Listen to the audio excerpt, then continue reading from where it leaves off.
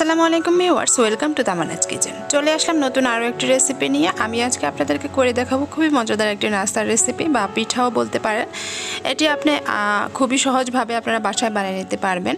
2টি ডিম দিয়ে আর ময়দা দিয়ে এই রেসিপিটি খুবই সহজভাবে বাসায় বানিয়ে নেওয়া যায়। তো প্রথমে আমি এখানে একটি বল নিয়ে নিয়েছি আর দিয়ে দিলাম এখানে 1.5 কাপ পরিমাণে ময়দা।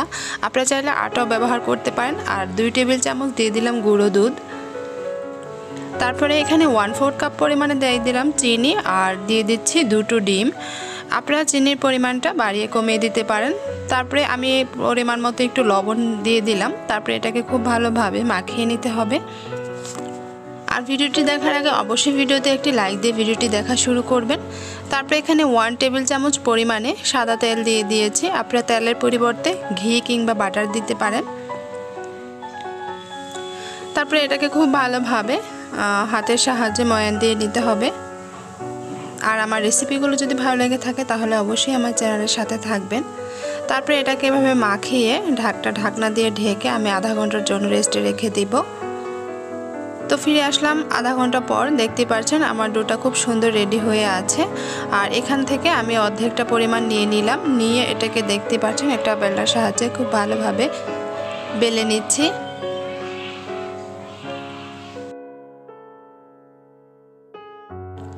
এটাকে বেশি পাতলাও না আবার বেশি ভারীও না, এরকম করে বেলে নিতে হবে। তারপরে এই তো আমি এটাকে গোল গোল করে কাটার জন্য একটা স্টিলের গ্লাস নিয়ে নিয়েছি। আপনাদের হাতের কাছে যা থাকবে যেরকম গোল গোল করে কেটে নেওয়ার মতো ওভাবে করে কেটে নেবেন।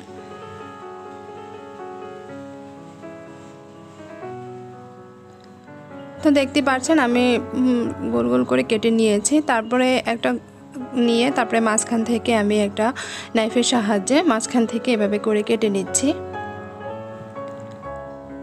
আমি কিভাবে করছি আপনারা দেখেই বুঝে নেবেন। তো দেখতে পাচ্ছেন আমি এভাবে করে এটাকে করে নিয়েছি। একটি ফুলের মতো হয়ে গিয়েছে। আমি আপনাদের সুবিধার্থে আরেকটি করে দেখাচ্ছি। এটা কিন্তু খেতেও খুব মজা আর দেখতেও খুব সুন্দর। ঝটপট বানিয়ে নেওয়া যায়, খুবই সিম্পলভাবে আপনারা বাসায় এটা করে নিতে পারবেন। আর খেতেও কিন্তু খুবই মজা হয়েছে। আমি এক এক করে সবগুলোই একইভাবে বানিয়ে নিয়েছি, দেখতেই পাচ্ছেন।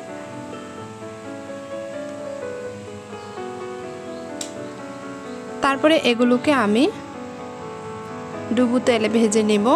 তার জন্য পরিমাণ মতো আমি তেল দিয়ে দিয়েছি। তারপরে এক এক করে পিঠাগুলো তেলের মধ্যে দিয়ে দিলাম।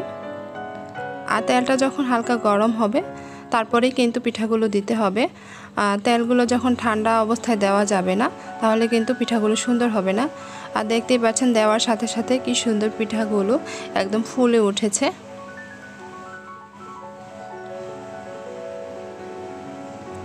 বাসায় যদি হঠাৎই মেহমান চলে আসে তাহলে কিন্তু আপনারা এই হাতের কাছে অল্প কিছু উপকরণ থাকা দিয়েই আপনারা বাসায় খুব সুন্দরভাবে এই পিঠাটা বানিয়ে নিতে পারেন।